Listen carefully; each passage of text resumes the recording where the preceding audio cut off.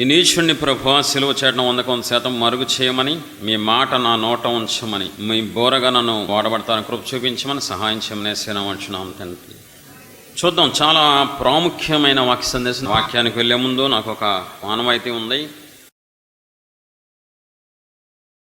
నాకు ఒక అలవాటు, ప్రతి ఊళ్ళో ప్రతి మీటింగ్ అప్పుడు నేను వాక్యం చెప్పే ముందు శిరస్సు వంచి మోకాళ్ళేసి, దేవుణ్ణి బట్టి మీరు గొప్పవాళ్ళు, మీరందరూ దేవుని తాలూకా కాబట్టి నా దృష్టిలో గొప్ప వ్యక్తులు, శ్రద్ధగా వాక్యం విని మీరు ఇంకా ఎప్పటికీ నేర్చుకుని ఉంటారు, ఇంకా ఎక్కువ నేర్చుకుని ఇంకా ఎక్కువ ఎదిగి మీరందరూ ప్రపంచానికి ఉపయోగపడాలని శ్రద్ధగా వినాల్సిందిగా మీ సహోదరుడిగా ప్రభు పేట వేడుకుంటున్నాను, అర్థం చేసుకోండి. 1 కొరింథీ 13వ అధ్యాయం 1-3 వచనాలు చూద్దాం. చాలా ప్రాముఖ్యమైన సందేశం. మనుష్యుల భాషలతోనూ దేవదూతల భాషలతోనూ నేను మాట్లాడినను, ప్రేమ లేని వాడినైతే మ్రోగెడు కంచును గనగడలాడు తాళంనయుందును. ప్రవచించు కృపావరము కలిగి మర్మములన్నీయు జ్ఞానమంతయు ఎరిగిన వాడనైనను, కొండలను పెకిలింపగల పరిపూర్ణ విశ్వాసం గల వాడినైనను, ప్రేమ లేని వాడినైతే నేను వ్యర్థుడను. బీదల పోషణ కొరకు నా ఆస్తి అంతయు ఇచ్చినను, కాల్చబడుటకు నా శరీరమును అప్పగించినను, ప్రేమ లేని వాడినైతే నాకు ప్రయోజనం ఏమీయూ లేదు. మీ అందరికి బాగా సుపరిచితమైన వాక్య సందేశం ఇది.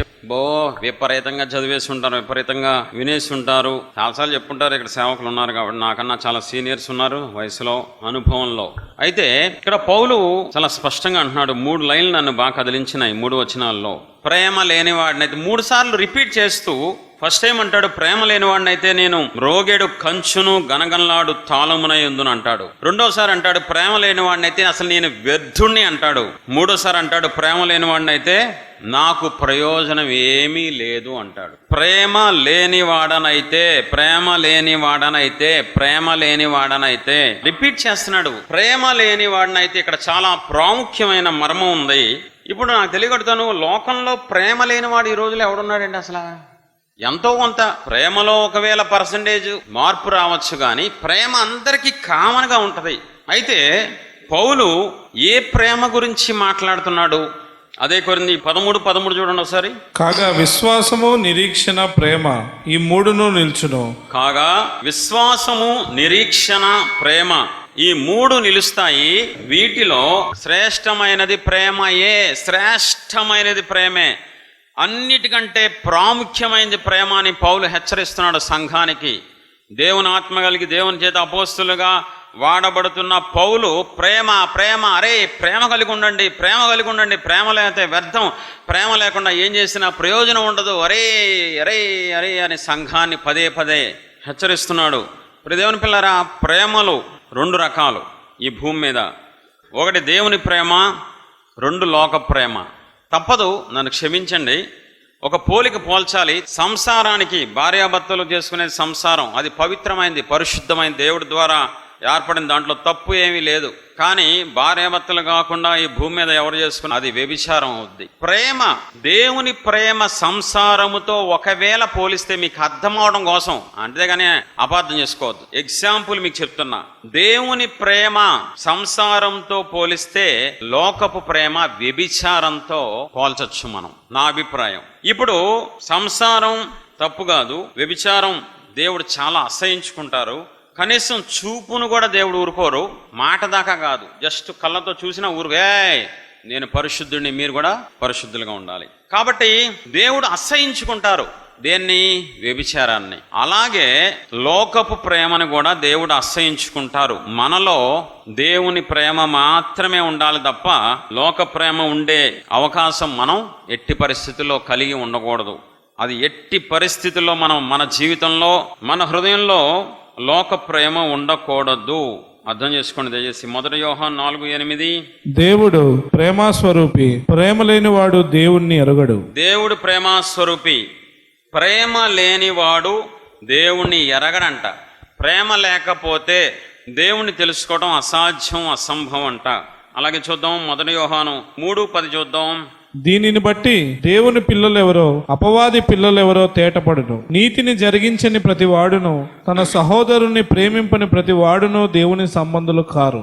తన సహోదరుని ఎవరైతే ప్రేమించారో వాళ్ళు దేవుని సంబంధులు ఎప్పటికీ కారు.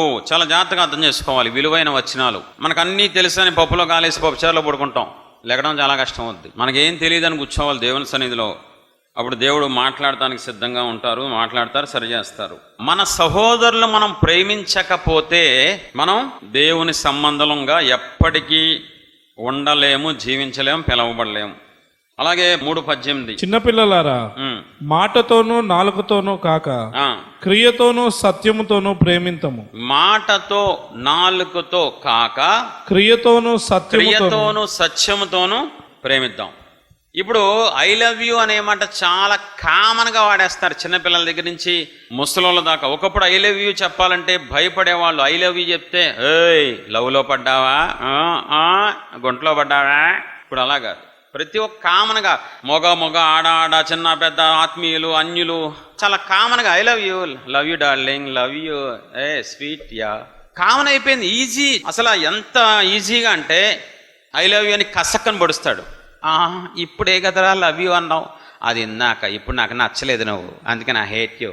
ఇప్పుడే ఐ లవ్ యూ చెప్పి ఇప్పుడు ఎలా పొడుస్తారండి? రెండు మ్యాచ్ అవ్వవు. ఫ్రెండ్షిప్లో మీ వయసులో, మాది అయిపోయిందిలే నా వయసు, మీ వయసులో ఫ్రెండ్స్లో చాలా అరే మొన్నటిదాకా నా వైపు ఉన్నాడు, ఇదేంటి అటువైపు వెళ్ళిపోయాడు, ఇయే గోళ్ళ. ఎప్పుడు ఇంకా యవనస్తులతో మాట్లాడితే అసలు ఆ అమ్మాయి అలా చేస్తా అనుకోలేదన్నయ్య. లేడీస్ ఫ్రెండ్స్, జెంట్స్ ఫ్రెండ్స్తో వాళ్ళ బాధలు వాళ్ళు విన్నప్పుడు అసలు నన్ను వీళ్ళు ప్రేమించట్లేదు ఎందుకన్నయ్య, మొన్నటిదాకా నా బెంచ్లో కూర్చున్నారు, నా మంచంలో కూర్చున్నారు, ఇప్పుడేమో నా చెంచా వద్దంటున్నారు. ఎందుకంటే మాట అంటే ఈజీగా అయిపోయింది. ఈ రోజుల్లో ఎలా ఉందంటే I love you first I love you అంటే కామన్గా వాడేస్తున్నారు, కాబట్టి దాని విలువ లేదు. అందుకని ఏమంటాడు, మాటతో కాక క్రియతో సత్యముతో ప్రేమించాలి. చాలా అర్థం ఉందండి, చాలా లోతైన మర్మం అది. క్రియతో సత్యముతో ప్రేమించడం అంటే అది ముందుకెళ్ళినప్పుడు అర్థం ఉంది. 1 యోహాను 4:20 చూద్దాం. ఎవడైనను నేను దేవుణ్ణి ప్రేమించుచున్నానని చెప్పి తన సహోదరుని ద్వేషించినట్లా అతడు అబద్ధికుడగును. తాను చూచిన తన సహోదరుని ప్రేమింపని వాడు తాను చూడని దేవుణ్ణి ప్రేమింపలేడు. ఇది భలే ఉంటుంది కదా ఆశ్చర్యంగా ఈ వచనం. కనబడే మనిషిని ప్రేమించలేని నీవు కనబడని దేవుణ్ణి ఏం ప్రేమిస్తావరా సుబ్బారావు అప్పలమ్మా అంటున్నాడు. ఇప్పుడు చూడండి, నేను అడిగాను అనుకోండి, మీలో దేవుణ్ణి ఎంతమంది ప్రేమిస్తున్నారంటే అందరు చేతులు ఎత్తేస్తారు, 2 చేతులు కూడా ఎత్తేస్తారు. మరి నీ జీవితంలో అందరినీ ప్రేమిస్తున్నావా అడగంగానే ఒక డౌట్ వచ్చి అబ్బా అంటే అది యాక్చువల్గా నాకు ఒక 10 మంది అంటే పంటరన్నయ్య, ఈ 10 మంది వెయిటింగ్ లిస్ట్లో పెట్టాను, ఈ 10 మంది హిట్ లిస్ట్లో పెట్టాను. వాళ్ళంటే నా దగ్గర AK-47 దొరికితే 47 గుళ్ళు దింపుతా, 2-3 సరిపోదా, బాగా కసన్నయ్య 47 టక్ వెళ్తా ఉంటే అప్పుడు ఆవిడ గుండె అలా చచ్చిపోతూ ఉంటాం, దీనికి ఇలా జరగాలి, నువ్వు చేసిన దానికి ఇది. ఇక్కడ యోహాన్ ఏమంటాడంటే, ఒరే ప్రేమ అంటే మాటలు కాదు, నువ్వు అనుకున్నంత ఈజీ కాదు. ముందు కనబడే దేవుని స్వరూపంలో ఉన్న మనిషిని ప్రేమించకుండా కనబడని దేవుణ్ణి నువ్వు ఎలా ప్రేమిస్తున్నావు, మాయలో ఉన్నావు, భ్రమలో ఉన్నావు, మోసపోతావు అని హెచ్చరిస్తున్నాడు యోహాను. చాలా జాగ్రత్తగా అర్థం చేసుకోవాలి. ప్రేమ గురించి మనకు తెలిసింది చాలా తక్కువ, తెలుసుకోవాల్సింది చాలా ఎక్కువ. ఆయన అన్నమాట నన్ను చాలా కదిలించి ఎప్పుడో కొన్ని సంవత్సరాల కిందట విన్న మాట హృదయంలో పడిపోయింది. దేవుడు ప్రేమ అయినా ప్రేమ అంట లోక ప్రేమ, మానవ ప్రేమ కాబట్టి ప్రేమ. మానవ ప్రేమ నీకు అందం ఉంది కాబట్టి ప్రేమిస్తుంది, డబ్బు ఉంది కాబట్టి ప్రేమిస్తుంది, ఆస్తి అంతస్తు ఉంటే ప్రేమిస్తుంది, అధికారం ఉంటే ప్రేమిస్తుంది, ఏదన్నా ఉంటేనే మనిషిని ప్రేమిస్తాడు. దేవుని ప్రేమ నువ్వు అందంగా లేవా అయినా ప్రేమిస్తుంది, నీకు ఆస్తి లేదా అయినా ప్రేమిస్తుంది, నీ క్యారెక్టర్ లేదా అయినా ప్రేమిస్తుంది, నీకు ఆరోగ్యం లేదా అయినా ప్రేమిస్తుంది, నీకెవరు లేరా అయినా ప్రేమిస్తుంది. ఏమీ లేకపోయినా నిన్ను ప్రేమించే ఏకైక ప్రేమ దేవుని ప్రేమ, శాశ్వతమైన ప్రేమ. మనందరం ప్రేమ పిపాసులం, ప్రేమించబడాలని కోరుకుంటాం, ప్రేమనివ్వటానికి ప్రేమను తీసుకుంటానికి తెగ ఎగబడుతూ ఉంటాం. మన స్థితి అవన్నీ కనబడవు. మన మనస్సుకి ఎవరో ఒక ప్రేమ కావాలి, ఒక మంచి ప్రేమ, మనల్ని అర్థం చేసుకునే వాళ్ళు, మనల్ని సంతోషపెట్టే వాళ్ళు. ఒక ప్రేమ కోసం ఎప్పుడూ వెతుకుతూ ఉంటుంది మానవ యొక్క హృదయం. అటువంటి మనం ఎలా ఉన్నా ప్రేమించే ఒక శాశ్వతమైన ప్రేమ దొరకడం ఎంత గొప్ప భాగ్యం అండి, ఎంత గొప్ప ధన్యత. నిన్నుగా ప్రేమించే ప్రేమ, నువ్వు ఎలా ఉన్నా ప్రేమించే ప్రేమ, ఎవరికి నచ్చకపోయినా నువ్వు నాకు నచ్చావని ముద్దాడే ప్రేమను మనం కలిగి ఉన్నామండి. చూద్దాం ఈరోజు వాక్య సందేశం టైటిల్, నీలో ప్రేమ ఉందా? మిమ్మల్ని మీరు పరీక్షించుకోవాలి, నన్ను నేను పరీక్షించుకోవాలి. మనందరం వాక్యపు వెలుగులో మనలో ప్రేమ ఉందా లేదా? 4 పాయింట్లు చూపిస్తాను. 4 పాయింట్లు మీలో ఉంటే మీరు నిజంగా ప్రేమ కలిగిన వ్యక్తులు మీరు సూపర్ అండి. ఈ 4 మీలో లేవనుకోండి, మీరు గ్యారెంటీగా నరకానికి పోతారు, అగ్నిగుండానికి వెళ్ళిపోతారు. నువ్వు సేవకుడువా, నువ్వు బిషప్వా, నువ్వు ఎవరన్నవా, ఇవన్నీ కాదు. వాక్యం ఎదుట ఎవరైనా ఒకటే. కాబట్టి అందరం పరీక్షించుకుందాం, మనలో ప్రేమ ఉందా లేదా. భ్రమపరిచే ఆత్మ ఒకటి ఉంటే తెలుసా మీకు? సాతానుగాడు చాలా కుయుక్తిగా అంత్యకాలంలో బ్రహ్మపరిచే ఆత్మను వదిలిపారేశాడు. ప్రతి ఒక్కళ్ళు నేను బాగానే ఉన్నా, నేను సూపరు, నేను వెళ్ళిపోతాను పరలోకం, నేను అసలు మామూలు కాదు, నా పాట, నా వాక్యం, నా జీవితం సూపర్ అని ఎవ్వటి కాడు భ్రమలో ఉన్నారండి. 99% బ్రహ్మపరిచే ఆత్మ బాగా పనిచేస్తుంది. జాగ్రత్తగా ఉండండి, మీ ఆత్మలు కాపాడుకోండి. మీ సహోదరుడిగా ప్రేమపూర్వక హెచ్చరిక. నేను ఎంతోమంది చూశాను కాబట్టి అనుభవంలో చెప్తున్నాను. ఇక ఆశ్చర్యపోయే విషయం చెప్పనా, నాతో మాట్లాడిన వ్యక్తుల్లో, సేవకుల్లో అనేక మంది 20-30 సంవత్సరాల సేవ చేసిన వాళ్ళు ఇచ్చిన స్టేట్మెంట్ ఏంటో తెలుసా? అన్నయ్య మేము చేసిన సేవే కాదన్నయ్య. 20-30 ఏళ్ళ తర్వాత మేము చేసిన సేవ కాదేంటి? ఆ మాట ఏంటండి? దాన్ని బట్టి ప్రపంచవ్యాప్తంగా బ్రహ్మపరిచే ఆత్మ ఎంత పనిచేస్తుందో చాలా జాగ్రత్తగా మీరు దయచేసి సీరియస్గా తీసుకోండి. మహిమలో ఉన్న అవ్వనే పడేసిన సాతాను మనల్ని పడగొడతాం పెద్ద గొప్ప కాదు. ఎవరికి తెలియదు, చివరి వరకు ఏం అర్థం కాదు. ఇంకో విషయం తెలుసా, ఎక్కడికెక్కడ ఫిల్టర్ అయిపోతూ ఉంటే బాగుండేది. దేవుడు ఆ సిస్టమ్ పెట్ల అంతవరకు సంఘంలోనే ఉండంటారు, అప్పుడు ఫిల్టర్ చేస్తా అన్నారు. సమస్య అంతా అక్కడ వచ్చింది. ఇప్పుడు మధ్యలో ఫిల్టర్ అయితే తెలిసిపోయి మనం దేవుడు పాదాలు పట్టుకోవచ్చు. చివరి దాకా మనం బాగానే ఉన్నాం, నా సేవ సూపర్, నేను సూపర్, నా వ్యక్తిత్వం సూపర్, నా జీవితం సూపర్ అనుకోని చివరిలో తీర్పు దినానా రే తోసేంట్రా నరకాన్ని, ప్రభా నేనయ్యా అప్పుడు ఉంటుంది నరకం. అయ్యో ఇంత కష్టపడి భక్తి చేశాను, తెల్లవారుజామున లేశాను, మీటింగ్స్కి వెళ్ళాను, ఇంత చేశాను కదా, అప్పుడు ఏం చేసినా ఇంకా ఉపయోగం ఉండదు. ఏదైనా ఇప్పుడే మనం మార్చుకోవాల్సింది, నేర్చుకోవాల్సింది, సరి చేసుకోవాల్సింది ఏదైనా ఉందంటే భూమి మీద మాత్రమే. దేవుని రాకడెప్పుడో తెలియదు, మన పోకడెప్పుడో తెలియదు. నీకు నాకు ఎవడు రాసి వాళ్ళ కాగితం మీద 100 సంవత్సరాలు బాండ్ పేపర్ మీద దేనికైనా గ్యారంటీ ఉంది. ఏసీకి ఉంది, వస్తువులకు ఉంది, కానీ మనిషికి గ్యారంటీ లేని దౌర్భాగ్య పరిస్థితి ఈరోజు. హఠాత్తుగా సేవకులు ఎంతమంది రాలిపోయారని కరోనాలో. దాంట్లో 2 మరణాలు ఉంటాయి, నేను ఒప్పుకుంటా దైవజనుడిగా. ఒక మరణం వీర మరణం, దేవుడు చిత్తంలో మరణించారు, వాళ్ళు పరలోకం వెళ్ళిపోతున్నాం. వాళ్ళ గురించి ప్రాబ్లం లేదు. ఇప్పుడు సమస్య ఎంత, మేము బాగానే ఉన్నాం అని చెప్పి వాళ్ళే మోసం చేసుకొని నరకానికి వెళ్ళిపోతున్న వాళ్ళు చూసినప్పుడే నాకు చాలా వేదన, బాధ కలుగుతూ ఉంటుంది. మీకు 4 పాయింట్లు క్లారిటీగా చెప్పి దేవునాత్మ కలిగి ముగిస్తా. 4 విషయాల్లో మీరు ఎలా ఉన్నారు పరీక్షించుకోండి. ప్రేమ ఉందా లేదా మీలో? దేవుడు మీలో ఉన్న ప్రేమకి టిక్ కొడతారా, అంగీకరిస్తారా, లేక మీరు భ్రమలో ఉన్నారా? చూద్దాం.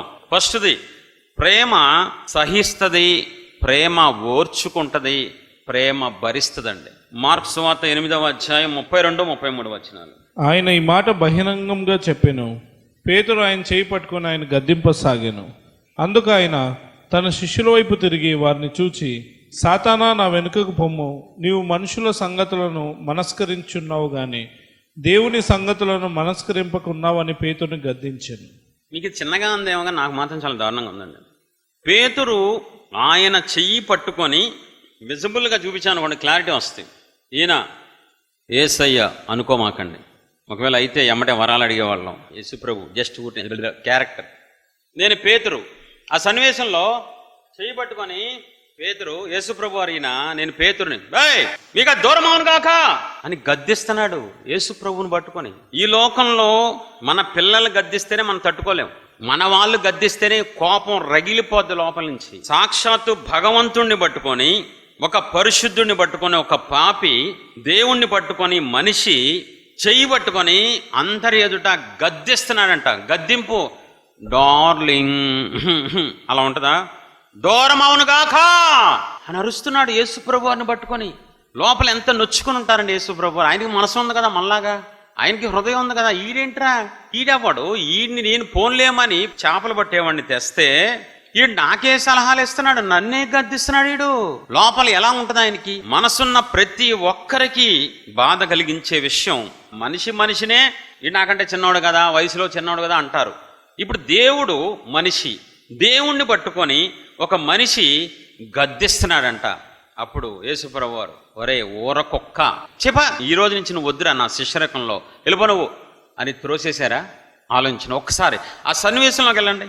అందరి ఎదుట గాయం చేశాడు పేతురు, అందరి ఎదుట అవమానించాడు, అందరి ఎదుట చాలా దారుణంగా ప్రవర్తించాడు, గద్దించాడంట. ఆ మాట విన్నప్పుడు నేను ఫస్ట్ టైం షాక్ అయిపోయానండి. దేవుణ్ణి మనిషి గద్దిస్తే ఆ తర్వాత రియాక్షన్ ఎలా ఉండాలి? ఇప్పుడు కమిషనర్ని పట్టుకొని ఒరే కమిషనర్ అంటాం, పెద్ద విషయం కాదు. సీఎంను కూడా కొడతాం. ఆ తర్వాత ఏం జరిగిద్ది? ఇంకేముంటుందండి? క్యారేజీలు రావాలి. ఎక్కడికి? జైలుకి. తర్వాత ఏం జరిగిద్ది? ఈ పేతురు అనేశాడు, స్వేచ్ఛ ఉంది కాబట్టి అనేశాడు. ఆ తర్వాత వదిలేశారా? ఆ తర్వాత నువ్వు నాకు వద్దన్నారా? ఆ తర్వాత అందరి ఎదురు అసహించుకొని వెళ్ళిపో, నన్ను వదిలేసి వెళ్ళిపో అన్నారా? అనలేదే. అక్కడ మనం నేర్చుకోవాలి. ఆయన సహనమూర్తి, ఆయన ఓర్చుకునే దేవుడు, ఆయన భరించే దేవుడై ఉన్నారు. చెప్పలు కూడా దేవుని మహిమపరుద్దాం.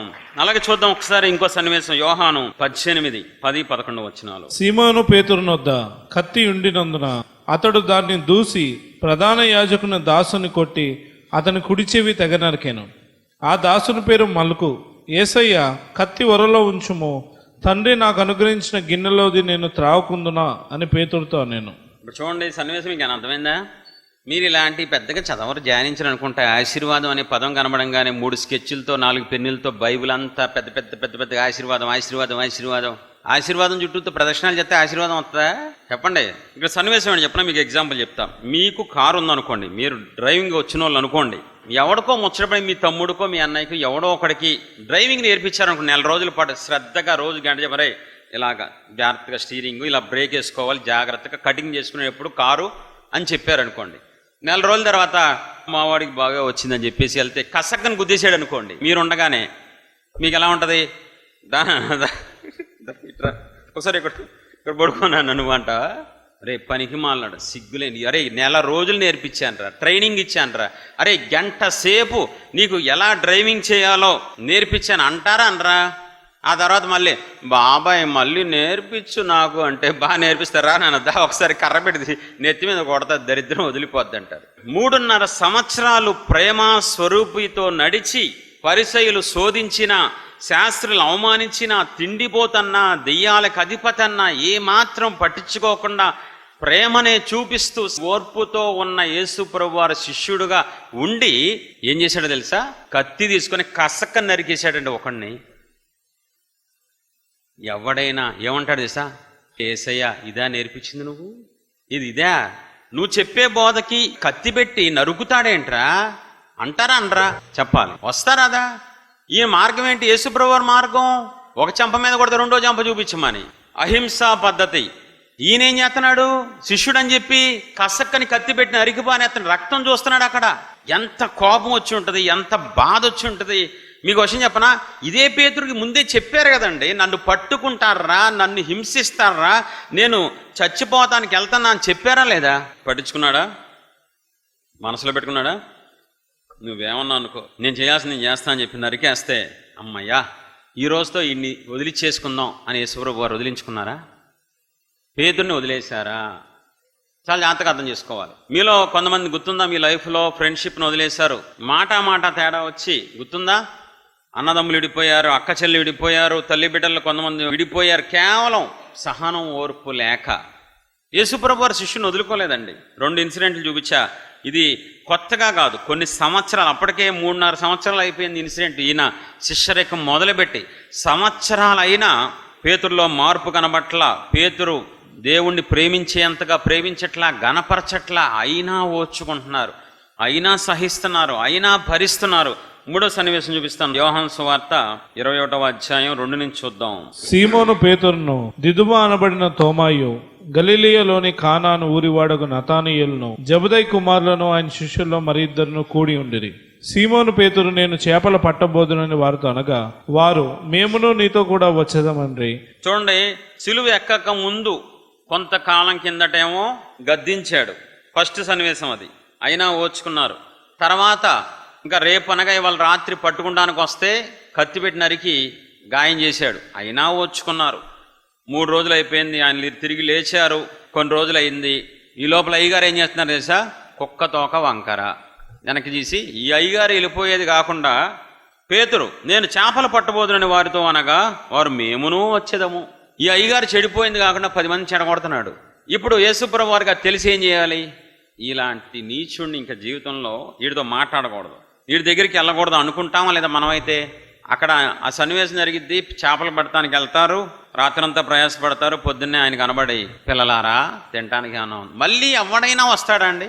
పరువు తీసేశాడు, అవమానించాడు, ఇప్పుడేమో ఆయనకి మాట ఇచ్చి తప్పి వెనక్కి వెళ్ళిపోతున్నాడు. అయినా యేసు ప్రభు వారు సహించారు, అయినా ఓర్చుకున్నారు, అయినా భరించారు, అయినా ఆ దీర్ఘ శాంతం కలిగిన దేవుడు పేతుర్ని భరించి ఓర్చుకొని సహించారు కాబట్టే ప్రపంచానికి ఒక గొప్ప దైవజనుడు వచ్చాడండి. ప్రపంచానికి ఈరోజు పేతురు తెలియని వ్యక్తి లేరు.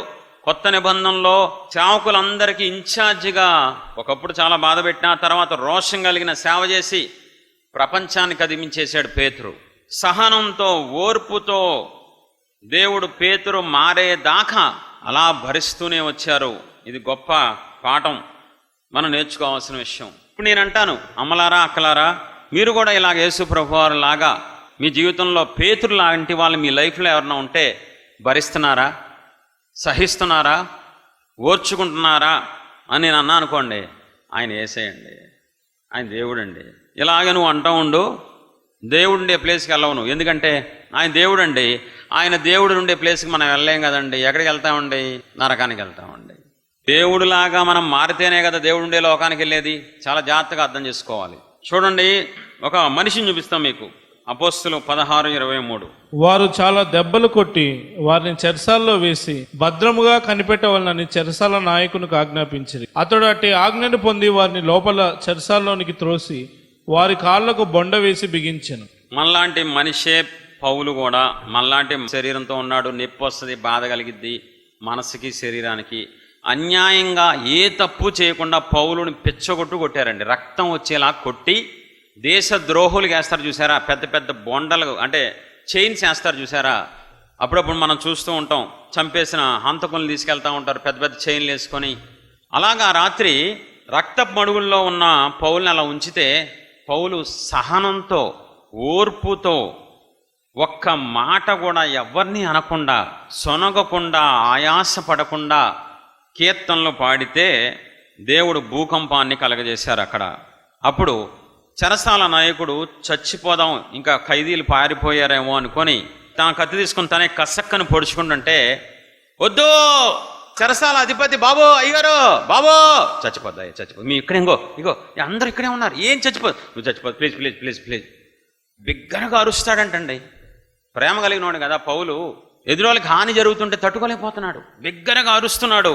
అరిచి నువ్వేం చేసుకోవద్దు అనగానే మైండ్ పోయిందండి చెరసాల నాయకుడు. ఇది మామూలు మనిషేనా? నేనే దగ్గరుండి కొట్టించాను కదా, రక్తం వస్తుంది కదా, ఇంతంత లావుగా శరీరం బొబ్బలు వచ్చినాయి కదా, ఇంత సహనం ఏంటి, ఇంత ఓర్పు ఏంటి? ఇంకా పిచ్చి పట్టేసి చెరసాల నాయకుడు ఆ రాత్రికి రాత్రే వచ్చేసి, బాబు మీరు గొప్ప వ్యక్తులయ్యా, ఇలాంటి మనుషుల్ని నా జీవితంలో నేను ఎప్పుడు చూడలా, నేను నా కుటుంబం రక్షణ పొందాలంటే ఏం చెయ్యాలి? చెరసాల నాయకుడు రక్షించబడ్డాడు. అరిశాడు కదా, మీరు నన్ను అన్యాయంగా కొడుతున్నారు కాబట్టి నీ చెయ్యి కాలు ఇరిగిపోద్దురా, నేను ఎవరినో తెలుసా, అపోస్తులను రా, నాకు వరాలున్నాయిరా, నీ చెయ్యి కాలు ఇరక్కొడతా అన్నాడా? ఎదురు తిరిగాడా? బాధపడ్డాడా? ఆయాసపడ్డాడా? ఏం చేశాడు? మౌనంగా శ్రమని భరించాడు, మౌనంగా ఓర్చుకున్నాడు, మౌనంగా దెబ్బలు తిని దేవుడి చిత్తమైంది, దేవునికే మహిమ కలుగునుగాక. యేసు ప్రభు వారి తర్వాత మనకి పౌలు కనబడతాడు. శ్రమలలో, హింసలలో, నిందలలో, అవమానాలలో. ఈరోజు ప్రపంచం అంతా మేము పౌలు సేవ, మాది పౌలు సేవ, గాడిది గుడ్డు సేవ కాదు. పౌలు పేరెత్తడానికి మనం సరిపోతామా? మనం నాతో సహా. ఆయన గొప్ప మహానుభావుడు అండి. 32 ఏళ్ల సేవా జీవితంలో ఆయన శ్రమలు మనం చూసినట్లయితే, అబ్బో కొరడా దెబ్బలంట, ఆకలి బాధలంట, రాత్రుల్లో నిద్ర లేక చలిలో గడ్డగట్టేస్తాడేమో, ఎన్ని శ్రమలు అనుభవించాడు. ఈ రోజుల్లో మనకెక్కడున్నాయండి శ్రమలు? అసలు ఏసీ హాల్లో ఏంటండి మీటింగు, రారు జనాలు. ఏసీ హాల్ పెడితేనే రావట్లేదు, మా 5-6 జనం. ఇంకా మామూలుగా సూర్యుడి కింద పెట్టాలి మీటింగు. మీకుంటది అసలు, మీరు ఉంటేనే కదా నేనేమైనా చెప్పేది, అరిసేది. కంఫర్ట్ జోన్ వచ్చేసింది ఈరోజు. కంఫర్ట్ అంతా మంచి బట్టలు ఉండాలి, మంచి మైక్ సిస్టమ్, మంచిగా అందరూ ఉండాలి, సోఫాలు కూర్చుని బాగుందిరా, మెత్తగా ఉంది సోఫా. అసలు పౌలు పేరు ఎత్తకూడదు మనం. గొప్ప దైవజనుడు, క్రీస్తుని పోలి నడిచిన గొప్ప వ్యక్తి అండి. అతను భక్తుడండి, మనం అభక్తులం. నాది పౌలు సేవ అన్నయ్యా, నీది పావుల సేవలు కాదురా, నీది పాల సేవ. జెర్సీ పాల సేవ అనేది చెప్పాను కదా, భ్రమలో ఉన్నారని. దేవుని పిల్లరా, ఇప్పుడు ఎలా ఉంది, నేటి క్రైస్తవ్యం ఎలా ఉంది అని అడుగుతున్నాను. యేసు ప్రభువారి సహనాన్ని చూపించాను. తనని అవమానించిన, తక్కువగా చేసిన ఆయన సహించారు, ఓర్చుకున్నారు, భరించారు. తర్వాత మనలాంటి మనిషిని చూపించాను. రక్తం కారుతున్న టైంలో సువార్త ప్రకటిస్తాడు ఎవడైనా? అదే పౌలు ప్లేస్లో మనం ఉంటే కళ్ళు ఇంత పెద్ద చేసి, చూసావా దేవుడు నీకు ఎలా చూపించారో, చూసావా భూకంపం ఎలా వచ్చిందో కదా. అందుకే మనకి భూకంపాలు అలాంటి దేవుడు చేయరు. ఎందుకంటే మనం ముందే భూకంపం వచ్చినలాగా ప్రవర్తించేస్తూ ఉంటాం. ఇప్పుడే వీడికి పూర్వం వచ్చింది, మళ్ళీ ఏదైనా అద్భుతం చేసామనుకో అసలు భూమి మీద ఆగడాడు, ఇక ప్రపంచం అంతా సువార్త ఆపేసి భూకంపం అంటాడు. వీడికి భూకంపం పిచ్చిపెట్టింది అనుకుంటారు అనవసరంగా. అందుకని చేయరు మనకు అలాంటి కార్యాలు. పౌలు చూసారా, ఆ ప్లేస్లో తన బాధను పక్కన పెట్టి, తన గాయాన్ని, మనసుకు కలిగిన అవమానాన్ని పక్కన పెట్టి ఎదుటివాడి గురించి ఆలోచిస్తున్నాడు. ఏం క్యారెక్టర్ అండి పౌలుది! ఉత్తమమైన వ్యక్తిత్వం అండి. పక్కన సీటు కొంచెం కంఫర్ట్ లేని ప్రదేశంలో పక్కకి వెళ్ళమంటే ఏమన్నావు, నువ్వు మాటలే ఉండవు, నీ ప్రవర్తనతో ఉరేసి చచ్చిపోతారంటే అప్పటికప్పుడు నాకు ఒక ఉరి తీసుకొస్తావా, వీడు నన్ను ఇసుకిచ్చేస్తాడు, ఆ చూపులకి చచ్చిపోవాలనిపిస్తుంది, పక్క జరగమంటే చాలండి. ఎవరనుకున్నావు ఇక్కడ? డాక్టర్, పేషెంట్ నేను. పోయిపోతా ఉంటావు. ఏది ప్రేమేది? ప్రేమేదండి. సహనం ఏది? ప్రేమలో సహనం ఉంటది, ప్రేమలో ఓర్పు ఉంటది, ప్రేమలో భరించడం ఉంటది. నువ్వు చెప్పగలవా, నేను భరిస్తున్నాను, నేను ఓర్చుకుంటున్నాను, నేను తట్టుకుంటున్నాను, దెబ్బల్ని భరిస్తున్నాను, అన్నిటినీ సంతోషంగా భరిస్తున్నాను దేవుని రాజ్యం కోసం అని నువ్వు చెప్పగలవా? నీలో ప్రేమ ఉందా? నేనెవరు ఒక్క మాట అనకూడదు. ఒక్క మాట సమాజంలో పెట్టి, ఒకవేళ దైవజనుడు 100 మందిలో నీకే చెప్తున్నా అన్నావు అనుకో, ఆ వేలు ఎదురుండ గ్యారెంటీగా 15 మంది కనపడతారు ఆ వేలుకి, ఎక్కడి నుంచి అక్కడికి. కానీ నన్నే కదా నువ్వు సూటిగా చెప్పావు, చెప్తా రేపని, నీ పని రేపు చెప్తా, రేపు మీటింగ్లో చెప్తా నీ పని. ప్రేమేదండి నేటి క్రైస్తవ్యంలో దారుణం అండి. సహనం లేదు, ఓర్పు లేదు, భరించే మనస్సు లేదు. మాట్లాడితే రోడ్డు మీదకి ఎక్కిచ్చేస్తున్నారు. కన్న పిల్లలు తల్లిదండ్రుల్ని చొక్కా పట్టుకొని రోడ్డు మీద నుంచోబెట్టేస్తున్న క్రైస్తవ్యం అండి. కన్న తల్లిదండ్రులు రోడ్డు మీద నా పిల్లలే నన్ను రోడ్డుకి ఎక్కించారని ఏడ్చే రోజులండి ఈరోజు. ప్రేమ లేని తత్వం. దైవజనుడిని రోడ్డు మీద నుంచోబెట్టి, ఇదిగో మా దైవజనుడు చెడిపోయినోడు, మా దైవజనుడికి సిగ్గు లేదు అని సంఘం దైవజనుడిని రోడ్డు మీద పెట్టే రోజులండి. కట్టుకున్న మొగుణ్ణి, భర్తని రోడ్డు మీద పెట్టి ఎగతాళి చేసే భార్యలు ఉన్న క్రైస్తవ లోకం అండి. ఎంతగా దిగజారిపోయింది. ప్రేమ ఏదండి అసలు? సహనం ఏదండి? ఓర్పు ఏదండి? భరించే తత్వం ఏదండి? నేటి సేవకుల్లో, విశ్వాసుల్లో పూర్తిగా చచ్చిపోయిందండి. ప్రాణం పెట్టిన దేవుణ్ణే రోడ్డు మీద లాగేస్తున్నావు నువ్వు, ఇంకా మనుషుల్ని లాగటం పెద్ద గొప్ప. సిలువ వేయబడిన క్రీస్తునే రోడ్డు మీద నుంచో పెట్టేస్తున్నావు నీ సహనం లేని తత్వం వల్ల. ఏం దేవుడు అయ్యా నువ్వు? ఉన్నావా? చచ్చావా? ఉంటే నాకెందుకు ఇలా జరిగిద్ది? పౌలు అలా అనలేదండి. పౌలు ప్రశ్నించలేదు. ఎందుకయ్యా నేను సువార్త ప్రకటిస్తుంటే వీళ్ళు నన్ను ఎందుకు కొట్టారు, నువ్వేం చేస్తున్నావు, నువ్వు మౌనంగా ఉంటావు, నువ్వు దేవుడువా, నువ్వు దేవుడు అయితే ఉన్నావా అని అడగలేదండి. మౌనంగా భరించాడు కాబట్టి దేవుడి దృష్టిలో, మనుషుల దృష్టిలో గొప్పోడయ్యాడండి. మౌనంగా ఎవరైతే భరిస్తారో, శ్రమలు తట్టుకుంటారో, శ్రమలలో కూడా ఆనందిస్తారో వాళ్ళు మాత్రమే క్రైస్తవులు అవుతారు, దేవుని పిల్లలు అవుతారు. వాళ్ళు మాత్రమే పరలోకం చేరతారండి. సహనం లేని వాళ్ళందరూ అగ్నిగుండానికి వెళ్ళిపోతారు. ప్రియ దేవుని పిల్లరా, ఎలా ఉంది మీ వ్యక్తిత్వం? రోమీయులకు 5:3 నుంచి. అంతేకాదు శ్రమ ఓర్పును, ఓర్పు పరీక్షను, పరీక్ష నిరీక్షణను కలగజేయనని ఎరిగి శ్రమల యందును అతిశయపడుదుము. శ్రమల యందు అతిశయించండి రా బాబో. శ్రమలు వస్తే సొనగొద్దు, శ్రమలు వస్తే దేవుణ్ణి బహిరంగంగా సిలువేయొద్దు, శ్రమలు వచ్చినాయని చెప్పి అందరినీ బాధ పెట్టద్దు. శ్రమలలో ఆనందించండి, శ్రమలలో అతిశయించండి. ఎందుకో తెలుసా? శ్రమ ద్వారా దేవుడు నీకు ఓర్పిస్తారు. ఓర్పు ద్వారా పరీక్ష ద్వారా నిరీక్షణ కలిగిద్ది. ఆ నిరీక్ష నీకు గొప్ప బహుమానాన్ని తీసుకొస్తుంది. గొప్ప బహుమానాన్ని తీసుకొస్తుంది. భార్యలు భర్తల పట్ల ప్రేమ చూపించకపోతే ఎలా మారతారు? ఎందుకు ఈరోజు క్రైస్తవం ఇలా తగలడింది? ఆ ప్రేమ లేకే కదా, ఆ సహనం లేక, ఆ ఓర్పు లేకే కదా ఈరోజు మనం ఎవరిని సంపాదించుకోలేకపోతున్నాం. క్రైస్తవ పర్సంటేజ్ ఎందుకు పెరగట్లేదు? మన వల్లే.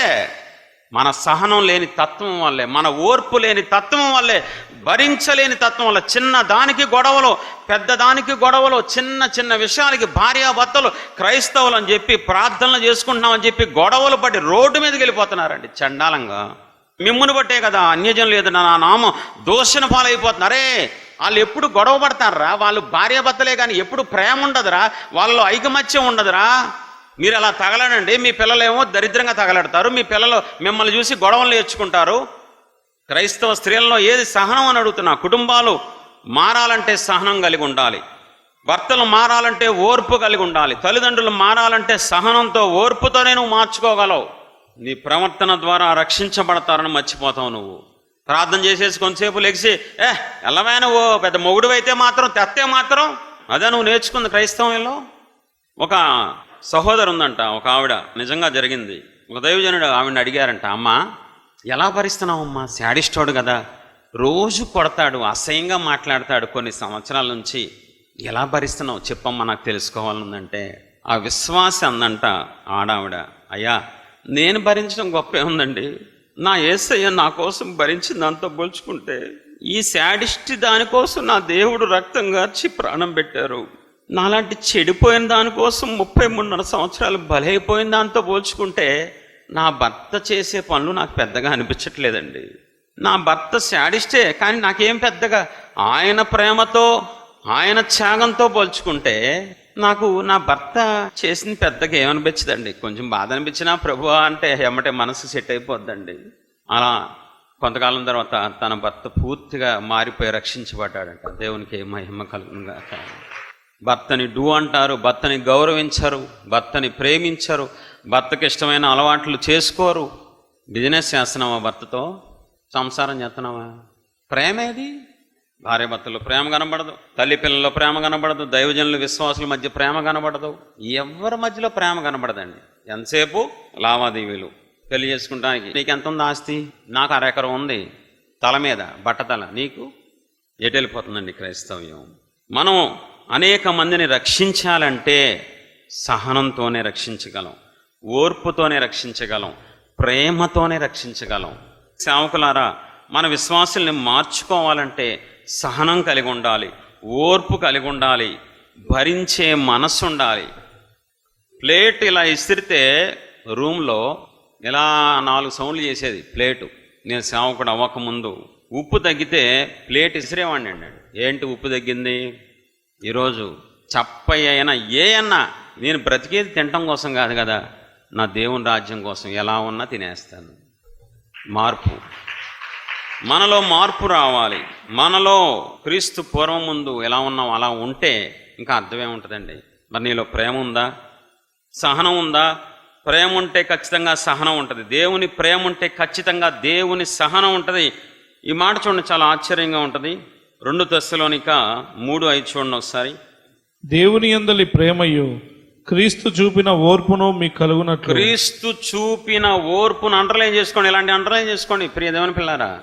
క్రీస్తు చూపిన ఓర్పు మీకు కలుగునట్లు మీరు కూడా పొందుకోండి. క్రీస్తు వలె ఆయన దోషణకి ప్రతి దోషణ చేయలా, దెబ్బకి ప్రతి దెబ్బ కొట్లా.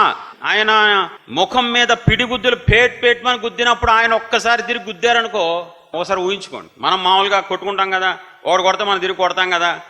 ఇప్పుడు ఇలా పిడిగిలు బిగించి మన తండ్రిని, మన రక్షకుని పేట్మని పిడిగిలు బిగించి సైనికులు గుద్దితే ఇలా వెళ్ళిపోయిందంట చెంప.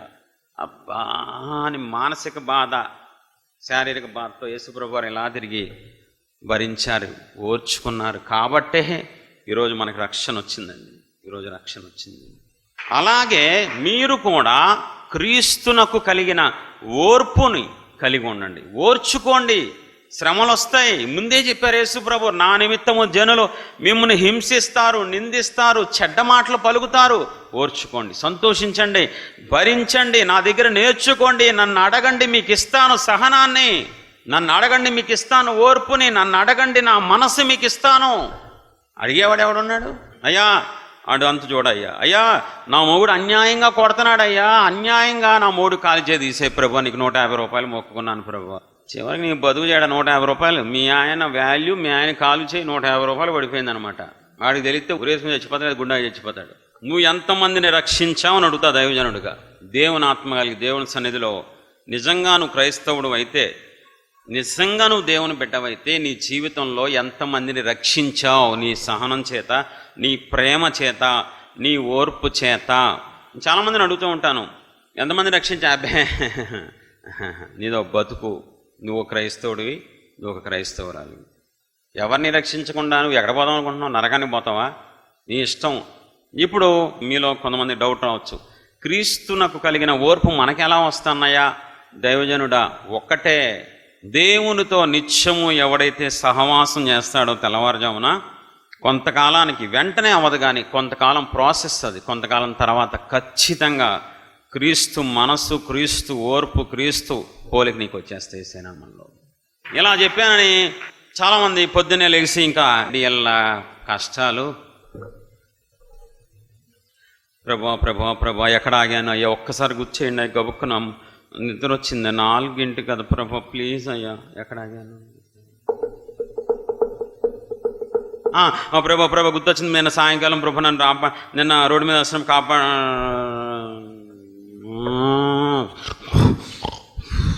ఇంకింతే.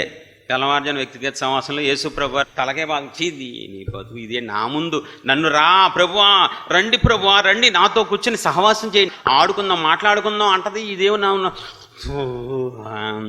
బాగా రాత్రి పెళ్లి భోజనం ప్రభు బాగా తిన్నాను పందిలాగా. ఒక్క నిమిషం ప్రభువా, శ్రద్ధగా చేసేవాడు ఎవడున్నాడండి? ఎదురుగుండా ఆయన ఉన్నారు, మహాదేవుని ఎదుట నేను ఉన్నాను ప్రభువా. ఈ భూమి మీద నేను అనుభవించే అన్నీ మీరే ప్రభువా. మీరిస్తే ఈ ఆనందం, మీరిస్తే ఈ రక్షణ, మీరిస్తే ఈ భాగ్యం వచ్చిందయ్యా అని తెల్లవారుజామున పర్ఫెక్ట్గా సహవాసం చేసేవాళ్ళు ఎంతమంది ఉంటారండి ఈ రోజుల్లో? దేవుడు అంటే ఒక నిర్లక్ష్యం, దేవుడు అంటే ఒక లెక్కలేనితనం, దేవుడే కదా అర్థం చేసుకుంటారు, నిద్రపోయినా పట్టించుకోరు. నువ్వు నిజముగా సహవాసం చేస్తే, ఆసక్తిగా, మనస్ఫూర్తిగా, ప్రేమతో, కృతజ్ఞతతో తెల్లవారుజామున సహవాసం చేస్తే సౌలు పౌలుగా మారినట్లు నువ్వు మారిపోతావండి. యాకోబు ఇశ్రాయేలుగా మారినట్లు నువ్వు మారిపోతావు. రెండవ జీవితం నీలో చూసి అందరూ ఆశ్చర్యపోతారు. నిన్ను చూసి ఇప్పుడు కూడా ఆశ్చర్యపోతున్నారు, ఎప్పుడు వస్తుందో దీనికి పోయే కాలం, వీడెప్పుడు పోతాడో. జనాలు ఏమనుకుంటున్నారు నీ గురించి? మంచి సాక్ష్యం ఉందా నీకు? రెండో పాయింట్ చూపిస్తాను. ప్రేమ త్యాగం చేసి ఏది ఆశించదు. ఇది అండర్లైన్ చేసుకోండి. త్యాగం చేస్తే ప్రేమ, కానీ ఏది ఆశించదు. 1 యోహాను 3:16. ఆయన మన నిమిత్తము తన ప్రాణం పెట్టెను గనుక దీనివల్ల ప్రేమ ఎట్టిదని తెలుసుకొనుచున్నాము. మనము కూడా సహోదరుల నిమిత్తం మన ప్రాణములు పెట్ట బద్దులమై ఉన్నాము. ఆయన మన నిమిత్తము తన ప్రాణమే పెట్టేశారు కాబట్టి దీనివలన ప్రేమ ఎట్టిది అని తెలుసుకున్నాం. కాబట్టి మనం కూడా ఒకరికొకళ్ళు ప్రాణం పెట్టునంతగా ప్రేమించుకోవాలంట. మనందరం ఎంతగా? ప్రాణం తీయనంతగా ప్రేమించుకుంటే చాలు, ప్రాణం పెట్టునంతగా అక్కర్లేదు. కానీ మనకి అలా అయిపోయింది. చూద్దాం ఒక సందర్భం, యోహాను సువార్త 8:3. శాస్త్రులను పరిసయ్యులను వ్యభిచారమందు పట్టబడిన ఒక స్త్రీని తోడుకొని వచ్చి ఆమెను మధ్య నిలవబెట్టి, బోధకుడా, ఈ స్త్రీ వ్యభిచారం చేయుచుండగా పట్టబడెను. చాలు. 11వ వచనం. ఆమె లేదు ప్రభువా నేను. అందుకు యేసయ్య, నేనును నీకు శిక్ష విధింపను. అమ్మా, నిన్ను ఎవరైనా శిక్షించారా? లేదయ్యా. ఎవరైనా ఉన్నారా? ఏం లేదయ్యా. నేను కూడా నిన్నేమన్నా, వెళ్ళిపోమ్మా, కానీ ఇంకెప్పుడు పాపం చేయొద్దు. ఎందుకు వెళ్ళిపోమన్నారు? మరి ఆ శిక్ష ఎక్కడికి వెళ్ళిపోయింది? ఆ శిక్ష ఆయన మీదకి వచ్చేసింది. నేను నిన్ను ప్రేమిస్తున్నా నా కుమారి, నీకు బదులుగా నేను సిలువలో మరణిస్తాను, నీ మరణ శిక్ష నాకు ఇచ్చేసి నువ్వు హ్యాపీగా వెళ్ళిపో. ఇప్పుడు త్యాగం చేసి ప్రాణం పెట్టి, అమ్మా ఈ రోజు నుంచి నేను చెప్పినట్టు వినాలి, నువ్వు ఈ రోజు నుంచి నువ్వు నా కాళ్ళ దగ్గర ఉండాలి, ఈ రోజు నుంచి నువ్వు కుక్కలాగా ఉండాలి అని కండిషన్ పెట్టారా? చెప్పాలి. రక్షించారా? ఇంకో 5 నిమిషాల్లో ప్రాణం పోయేది ఆవిడ కాదా? 5 నిమిషాల్లో రాళ్ళు కూడా చంపేసేవాళ్ళ. చివరిలో దేవుడు హస్తం అడ్డుపెట్టి కాపాడారు కదా. ఇప్పుడు కండిషన్ పెట్టారా? ప్రాణం పెట్టి, ఇంకో నేను నీకు కాపాడతా, రోజు స్తుతిస్తావా, రోజు ఆరాధిస్తావా? ఏదైనా ఆశించిందా ఆయన ప్రేమలో? నీకోసం సిలువలో ప్రాణం పెట్టింది. నిన్ను నన్ను ఏమన్నా అడిగిందా? ఆ ప్రేమ శాశ్వతమైన ప్రేమ ఏమీ అడగల. కానీ నేటి క్రైస్తవం ఎలా ఉంది? నాకేమిస్తావు ప్రభువా? ఇప్పుడు నేను తొందరగా వెళ్తే ఏమిస్తావు? మీటింగ్కి వెళ్తే ఏమిస్తావు? ఇప్పుడు మీరు చెప్పండి నిజంగా, ఇక్కడికి నేను ఏది ఆశించకుండా వచ్చాను. అమ్మో, బయటికి చెప్పమాకండి. ఎందుకంటే దేవుని సన్నిధిలో మీరు అబద్ధాలు అడిగారనుకోండి, అన్నయ్య సపీరిలాగా అయిపోతారు అనవసరంగా. లోపల అనుకోండి, ఎక్కడెక్కడి నుంచో వచ్చారు, చాలా ఆశతో వచ్చారు, ఆసక్తిగా వచ్చారు. ఏమి ఆశించకుండా నాకు ఏం వద్దు, దేవుడి సన్నిధిలో ఉంటామే మహాభాగ్యం, నాకు ఏం వద్దు, ఆయన ఉన్నారు చాలా, సృష్టికర్త నా తండ్రి, ఎవరు అనుకున్నారు, ఆయన బిడ్డ నేను అని వస్తారా? అయ్యా మీకు తెలుసు కదా ప్రభా, ఎన్ని సమస్యల్లో నేను వస్తున్నానంటే మరి మొత్తం సమస్యలు ఒక్కసారిగా చుట్టగట్టేసి ఒక్కసారి ఆమెనానండి ప్రభా, మొత్తం ఎగిరిపోవాలి సాయంకాలం కల్లా. నేను ఇంటికి లోపల నా మొగుడు వంట చేసి పెట్టాలి నాకు, తెలుసా, ఏమమ్మా రా కాళ్ళు పడతా అనాలి, ఏదో ఒకటి చేయండి ప్రభా నా మొగుడిని. ప్రతిరోజు కోరికలే, ప్రతిరోజు ఆశలే, కూర్చుంటే కోరిక, నుంచుంటే నాకేమిస్తావు ప్రభువా, ఇది ఇస్తా నాకేమిస్తావు. ఎప్పుడు దేవుడితో ఒక బిజినెస్ చేయడమే కానీ దేవుడు నా కోసం ప్రాణం పెట్టారు, ఇంకా నాకేం వద్దు. మరి నువ్వు ఎలా ఉన్నావు? ఆయన ప్రేమ ఎలాంటిది? త్యాగం చేసి ఏది ఆశించదు, పేరు ఆశించదు, పదం ఆశించదు, నీ దగ్గర నుంచి ఏది ఆశించని ప్రేమ. ఆయన నిన్ను ప్రేమిస్తున్నారు కదా, నువ్వు దేవుణ్ణి అలాగే ప్రేమిస్తున్నావా? మనుషుల్ని అలాగే ప్రేమిస్తున్నావా? ఓయ్ మొన్న 3 నెలల కిందటే కదా 150 రూపాయలు ఇచ్చాను, మర్చిపోయావా? అప్పుడే 3 ఏళ్ళ కిందట అన్నయ్య అంత ఇచ్చింది కానీ వడ్డీ ఇవ్వలేదు.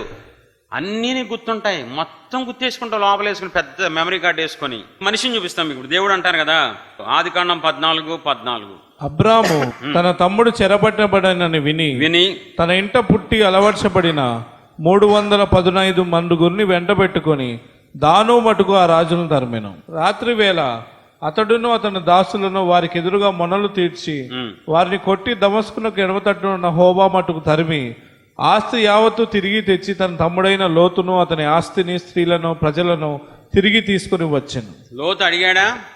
అబ్రహాం దగ్గరికి అడిగాడా? వెళ్ళి నాకు సహాయం చేయమని అడగలా. పంపించాడా? పంపించలా. ఎవడో చెప్పాడు, అరే బాబు మీ తమ్ముడు చెరపట్టబడ్డాడని. గబగబా తన ప్రాణాలకు తెగించి రాజులతో యుద్ధం చేసి తన తమ్ముడిని, తన తమ్ముడు సంబంధించిన స్త్రీలను, కుటుంబ సభ్యుల్ని, భార్యని, పిల్లల్ని, ఆస్తిని అందరినీ తీసుకొచ్చి మొత్తం అక్కడ పెట్టేస్తే ఒక్క నూలు పోగ నాకొద్దు, అది దేవుడికి నచ్చిందండి. ఈడేంట్రా ప్రాణాలకు తెగించి వెళ్ళి మొత్తం తీసుకొచ్చి కనీసం తీసుకోమని చెప్పినా తీసుకోడేంటి? ఇప్పుడు ఎలా ఉంది? ఇది ఎవరి సింహాసనం చెప్పాలి? ఇక్కడ ఎవరు కనబడుతున్నారు? మా ఫోటోలు ఏమైనా కనబడుతున్నాయా? మా పేరు, ముఖ్య ప్రసంగికులు, 100 ప్రసంగాలు దేవుడు నా ద్వారా చెప్పించారు. 100 ప్రసంగాలు దేవుని ఎదురు చెప్తున్నా, దేవుని సన్నిధిలో, దేవుని బలిపీఠం ఎదుట. ఒక్క ప్రసంగం ద్వారా మారిపోయిన వాళ్ళు బొచ్చుడు మంది ఉన్నారు. ప్రసంగాల ద్వారా దేవుడు మార్చుకున్నారు. అయినా నా పేరు ఎక్కడా ఉండదు. నేను బయటికి స్పీకర్గా వెళ్ళినా నా పేరు వద్దని చెప్తా. నేను చెప్తే ఏమన్నా వస్తాయండి? నేను చెప్తే ఎవరన్నా మారతారా? నా వల్ల ఏమైనా జరిగిద్దే? శరీరంతో ఉన్న నీ మనిషిని నాలో ఆయన మాట్లాడితే, అందుకనే ప్రార్థన ఏం చేశాను, మీ మాట నా నోట ఉంచండి ప్రభువా. ఇప్పుడు ఆయన సింహాసనం కావాలి ఆయన పిల్లలకి. ఏయ్ నేను కూర్చుంటా, అరే అది నాది కదరా, ఈడ్చుకొని తీసుకెళ్ళిపోయి రోడ్డు మీద నుంచోబెట్టి దేవుడి మహిమను సేవకుల్లో చాలామంది, అందరం చెప్పను, విశ్వాసంలో చాలామంది తీసేసుకోవట్లేదా? చెడిపోయిన మనం, వ్యభిచారులమైన మనం, హంతకులమైన మనం, ఒకప్పుడు మనందరం ఎవరో అండి, దేవునికి శత్రులం, పాపాత్ములం, జన్మతః కర్మతః పాపులం. క్రీస్తు సేవకులుగా మనల్ని మారిస్తే ఆయన మహిమానికి ఇస్తున్నామా? ఆయన ఘనపరుస్తున్నామా? ఆయన కాలు కిందేసి తొక్కుతున్నామా? చెక్ చేసుకోండి. రేపు ఉంటుంది దేవుడి చేతిలో అందరికీ, నాకు కూడా. ఒక్కసారి ఆలోచించండి, ఎలా ఉంది నీ ప్రేమ? నిజంగా నీది ప్రేమ అయితే ఏది ఆశించవు, పేరు ఆశించవు, ప్రఖ్యాతి, నువ్వు డబ్బు గిప్పు ఏది ఆశించవు. ప్యూర్గా ఉంటుంది నీ ప్రేమ, త్యాగం చేస్తుంది కానీ ఏది ఆశించదు ప్రేమ. యేసయ్య ప్రేమ త్యాగం చేసింది, ఆవిడ దగ్గర నుంచి ఏం ఆశించలా. అబ్రహాము త్యాగం చేసి వెళ్ళి ప్రాణాలు తెగించి కాపాడి ఏమీ తీసుకోవాలా. నువ్వు హ్యాపీగా ఉంటే చాలరా లోతు అని చెప్పి వచ్చేసాడండి. అది దేవుణ్ణి సంతోషపెట్టి, అందుకనే అతని భుజం మీద చెయ్యి వేసి అబ్రహాముని, ఇతడు నా స్నేహితుడు, ఇతడి వ్యక్తిత్వం నాకు నచ్చింది అని చెప్పారు దేవుడు. మరి నీ పరిస్థితి ఎలా ఉంది? నువ్వు ఎలా ఉన్నావు? నీ వ్యక్తిత్వం ఎలా ఉంది? నీలో ప్రేమ ఉందా? త్యాగం చేసే అంత ప్రేమ ఉందా? ఏది ఆశించకుండా దేవుణ్ణి, మనుషుల్ని ప్రేమిస్తున్నావా అని అడుగుతున్నాను. నేను మిమ్మల్ని తక్కువ చేయాలని కాదు, అటువంటి వ్యక్తిని కాదు, ప్రేమగల వ్యక్తిని. మీలో ఒకవేళ ఇలాంటి ప్రేమ లేకపోతే సరి చేసుకుంటారని తప్ప దయచేసి అపార్థం చేసుకోవద్దు. 3వ పాయింట్ చూద్దాం. మొదటిది సహిస్తుంది, భరిస్తుంది, ఓర్చుకుంటుంది. 2వది త్యాగం చేసి ఏది ఆశించదు. 3వది ప్రేమ క్షమించి వాళ్ళకే, ఎవరైతే గాయం చేశారో, బాధ పెట్టారో, మోసం చేశారో వాళ్ళని క్షమించి వాళ్ళకే మేలు చేస్తుంది. గాయం చేసిన వాళ్ళకి, మోసం చేసిన వాళ్ళ జీవితాన్ని ఎవరైనా రోడ్డు మీదకి ఎక్కించారనుకో, పరువు తీశారనుకో, వాళ్ళని క్షమించడమే కాకుండా వాళ్ళకి మేలు చేస్తుంది నిజమైన ప్రేమ. చూద్దాం అపోస్తులు 9వ అధ్యాయం 4-5 వచనాలు. అప్పుడు అతడు నేల మీద పడి సౌలా సౌలా నీవేళ నన్ను హింసించుచున్నావని తనతో ఒక స్వరం పలుకుట వినెను. ప్రభువా నీవెవడవని అతడు అడుగగా, ప్రభువా నీవెవరమయ్యా? నేను నీవు హింసించుచున్న యేసును. 2 సార్లు ఆయన చెప్తున్న మాట ఏంటో తెలుసా? నీవు నన్ను హింసించుచున్నావు, నీవు నన్ను హింసిస్తున్నావు. సౌలా సౌలా ఏలా నన్ను హింసిస్తున్నావయ్యా? హింసించడం అంటే చిన్న మాట? హింసించడం అంటే సంతోషపెట్టడమా? హింసించడం అంటే హాయిగా ఉండేదా? ఒరే ఎందుకురా ఇంత హింసిస్తావు అని మనం అంటూ ఉంటాం. పిల్లల్ని చూసో, ఫ్రెండ్స్ని చూసో, ఎందుకురా నన్ను బతకనవ్వా, నేను చచ్చిపోవాలని కోరుకుంటా, ఎందుకు ఇంత హింస పెడుతున్నావు నన్ను అంటాం. ఇప్పుడు యేసు ప్రభువు డైరెక్ట్గా ఏమంటున్నారు తెలుసా? ఎందుకు సౌలా నన్ను హింసిస్తున్నావయ్యా నువ్వు? ఇప్పుడు దేవుడి చేతిలో అధికారం ఉంది, ఆయన సర్వాధికారి. పార్లమెంట్లో, అసెంబ్లీలో సౌలుని చంపేద్దాం అనుకుంటున్నారు, మీరేమంటారు అని అడగాల దేవుడు? సృష్టికర్త, విశ్వ నిర్మాత, ఆయన సార్వభౌమాధికారం కలిగిన దేవుడు. ఎవరిని అడగక్కర్లా, చంపేసిన అడగండి సరే నన్ను హింసిస్తావు కదా అనొచ్చు. కానీ అంతగా హింసించిన సౌలుని దేవుడు క్షమించి మూల కూర్చోబెడితే బాగుండేది. కానీ క్షమించి అతనికే వరాలు, అతనికి అభిషేకాలు, అతనికి ఆధిక్యతలు ఇచ్చిన ప్రేమ అండి దేవుని ప్రేమ. నేను విగ్రహారాధన చేశాను, దేవుడికి విగ్రహారాధన అంటే ఇష్టం ఉండదు. మా నాన్న గుడి కట్టారు, నేను ధర్మకర్త కొడుకుని. మీరు మీ వచ్చిన స్థితి మర్చిపోతారేమో నాకు తెలియదుగా, నేను ఎప్పుడు మర్చిపోనండి. నేను ఎప్పుడు ఏ ఊరు వెళ్ళినా, ఎక్కడికి వెళ్ళినా మా విశ్వాసులకి ఎప్పుడు తలపోసుకుంటాను. కాబట్టే దేవుడికి ఇష్టంగా ఉండి అంచెలంచెలుగా 9 ఏళ్ల సేవకుడిని అయి ఉండి 30 ఏళ్ల సేవకులకి ప్రార్థన చేస్తున్నా. అది మన వ్యక్తిత్వాన్ని బట్టి ఉంటుంది. మనం దేవుడి ప్రేమని తలపోసుకుంటూ ఆయన కార్యాలని గొప్పగా చూసి గొప్పగా చెప్పినప్పుడే దేవుడు కృప పెరుగుతూ ఉంటుంది తప్ప నేను సీనియర్ ప్రభువా నీకు గోప పగలగొడతానురా, దేవుడితో చాలా డేంజర్గా ఉంటుందండి వ్యవహారం. కాబట్టి మనం తలపోసుకోవాలి ఎక్కువ. ఎంతగా హెచ్చించారంటే ఇప్పుడు ఆయన పత్రికలు మనం చదువుకుంటున్నాం. ఎవరి పత్రికలు? దేవుణ్ణి హింసించినోడు, మనుషుల్ని చంపేసినోడిని దేవుడు పూర్తిగా క్షమించి, అసలు ఏ తప్పు చేయనోడినిలాగా ఏదో మంచి పని చేసినోడికి సన్మానం చేసినట్టు పౌలు గారికి అభిషేకాలు, వరాలు, ఆధిక్యతలు ఇచ్చారండి దేవుడు. అది ఆయన ప్రేమ గొప్పతనం అండి. ఎంతగా అంటే దెయ్యాలు, ఒరే మాకు యేసు ప్రభు తెలుసు, వెంటనే మాకు పౌలు తెలుసురా, దెయ్యాలు గణపరుస్తున్నాయండి పౌల్ని. అంత అభిషేకాన్ని నా దేవుడు క్షమించి ఇచ్చారండి. ఎక్కడ అది కుదరదండి, భూమి మీద ఎక్కడ మనం చూడలేం. మీరే ఎండి అనుకోండి, మీకు అంత సీన్ లేదే కానీ ఊరినే ఎండి అనుకోండి, మీకు మేనేజర్ మోసం చేశాడు అనుకోండి కంపెనీలో, మళ్ళీ ఆయన్ని పెట్టుకోరు జీవితంలో. ఒకవేళ మళ్ళీ జాబ్ ఇచ్చారనుకో, అంతకుముందు కంటే పెద్ద పోస్ట్ ఇస్తారా? చెప్పాలి. మోసం చేసినాడు మళ్ళీ ఇంకా పెద్ద పోస్టులో పెడతారా? ఇవ్వడమే ఎక్కువ. ఒకవేళ ఇచ్చినా అదే పోస్టులో ఉంచుతారు. కానీ ఆ దేవుడు ఆయన వైపు తిరిగితే చేసిన పాపాలన్నీ మర్చిపోయి ఆయన అంచెలంచెలుగా ఆశీర్వదించే దేవుని కలిగి ఉన్నాం మనం. అంత అద్భుతమైన ప్రేమని మనందరం కలిగి ఉన్నాం. ఆ ప్రేమను బట్టి మనం ఎంతైనా స్తుతించవచ్చు, ఎంతైనా మనం ఘనపరిచి ఆరాధించవచ్చండి. ఆదికాండం 45:3 చూద్దాం.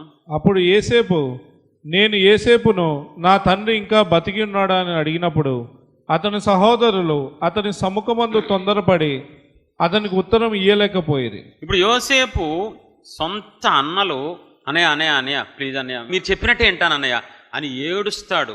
అమ్మేసేటప్పుడు నీకు ఇదే జరగాలరా ఏడుస్తున్నా పట్టించుకోవాలా, బట్టలెప్పదేసి అమ్మేసినప్పుడు ఏడుస్తున్నా పట్టించుకోవాలా, కఠినంగా అలా నుంచుని చూస్తున్నారు. బానిస అయిపోవడానికి అన్నలు కారణమయ్యారు, మూలగుచ్చని తినటానికి అన్నలు కారణమయ్యారు, దేశం వెళ్ళిపోయాడు, తండ్రి ప్రేమకు దూరం అవడానికి అన్నలు కారణమయ్యారు, జైలు పాలు అవడానికి అన్నలు కారణమయ్యారు. అతని జీవితం సర్వనాశనం చేసిన వ్యక్తులు ఎదురుగుండా కనబడితే దొరికారు. చెప్తా, రోజుకొక జైల్లో వేసి మిమ్మల్ని రోజుకొకసారి హింసిస్తాను రా, అరే సింహాల బోన్లు వేశారు, వీళ్ళు నన్ను అన్యాయంగా నా తండ్రి నుంచి దూరం చేశారు. ఒక్క మాట మాట్లాడలేదండి, ఒక్క మాట క్షమించడమే గొప్ప విషయం. అంటే ఏ తప్పు చేయని సొంత అన్నలకి ఎలాగా ప్రేమిస్తారో అలా ప్రేమించి మంచి మంచి భూములు ఇచ్చాడంట, మంచి మంచి ఇల్లు ఇచ్చాడంట, మంచి మంచి ఆహార పదార్థాలు వస్తువులు ఇచ్చి రండి అన్నయ్య మనందరం ఒకే తండ్రి పిల్లలం అని చెప్పి ప్రేమను కనపరిచాడంట. ప్రేమను ఎలా కనపరిచాడు? ఎప్పుడో చేసింది ఇంకా గుర్తుంటుంది కదా మనకి. ఒక్కసారి తిట్టిందే మనసులో ఉంటుంది, ఒక్కసారి గాయం చేసిందే మనసులో ఉంటుంది. క్రైస్తవులు అని చెప్తాం, సేవకులు అని చెప్తాం. కొన్ని సంవత్సరాలు, దాదాపు 13 ఏళ్ళు శ్రమలకి, నిందలకి, అవమానానికి, ఏడుపుకి, ఒంటరితనానికి కారణమైన వ్యక్తులు ఎదురుకుండా ఉంటే ఒక్క మాట కానీ యాక్షన్ కానీ తీసుకోకుండా దేవుని వలె క్షమించి వాళ్ళకే బహుమానాలు, వాళ్ళకే ఆధిక్యత, వాళ్ళకే మీరేం కష్టపడద్దు, నేను ఆశీర్వదించబడ్డా, మీరు కూడా రండి నాతో పాటు ఎంజాయ్ చేయమంటున్నాడండి యోసేపు. క్షమించే మనసుందా నీకు? నీ కుటుంబంలో అందరినీ క్షమించావా? నీ భర్తను క్షమించావా? నిన్ను బాధ పెట్టిన వాళ్ళకి క్షమించావా? ఒకప్పుడు నిన్ను మోసం చేసిన వాళ్ళకి క్షమించావా? ఇంకా కారాలు మిరియాలు నూరుతున్నావా? ఎప్పటికీ నువ్వు దేవుడి క్షమాపణ పొందుకోలేవు. ఎందుకంటే పరలోక ప్రార్థనలో దేవుడు చెప్పారు, మా ఎడల అపరాధము చేసిన వారిని క్షమిస్తేనే మమ్మల్ని క్షమించండి. నేను చాలామందిని అడిగాను, ఎందుకు నువ్వు ఆత్మీయంగా ఎదగలేకపోతున్నావు అమ్మా తమ్ముడా? ఎందుకంటే నాకు మా అన్నయ్య అంటే పడదన్నయ్య, మా వదినంటే అసహ్యం అన్నయ్య, మా బాబాయ్ అంటే నాకు చిరాకు అన్నయ్య, నా మనసులో వాళ్ళే ఉన్నారంటే చచ్చిపో, నువ్వు చచ్చిపో, దరిద్రం వదిలిపో, క్రైస్తవానికి పట్టిన చీడంతా పోద్ది. నువ్వు ఎక్కువ బాధ పెట్టావా దేవుణ్ణి? నిన్ను వాళ్ళు ఎక్కువ బాధ పెట్టారా? ఎందుకు క్షమించలేకపోతున్నావు నువ్వు? యేసు ప్రభువారు మనకు నేర్పించిందే క్షమాపణ కదా. తండ్రి వీరేమి చేయుచున్నారో వీరెరుగురు, క్షమించే మనసు ఈ రోజులు ఎక్కడుంది సేవకులకి, విశ్వాసులకి? పగ తీర్చుకునే మనసు, గాయం చేసే మనసు ఎప్పుడు దొరుకుతారా? వేసేద్దాం వీళ్ళని, పరువు తెద్దాం, ఇదే మనసు కదండి ఇప్పుడు కనబడేది. చెప్పాలి, మీరు ఎలా ఉన్నారు? మీలో ప్రేమ ఉందా? ప్రేమ ఉంటే దేవుడు మిమ్మల్ని క్షమించినట్లు అందరినీ క్షమించేశారా?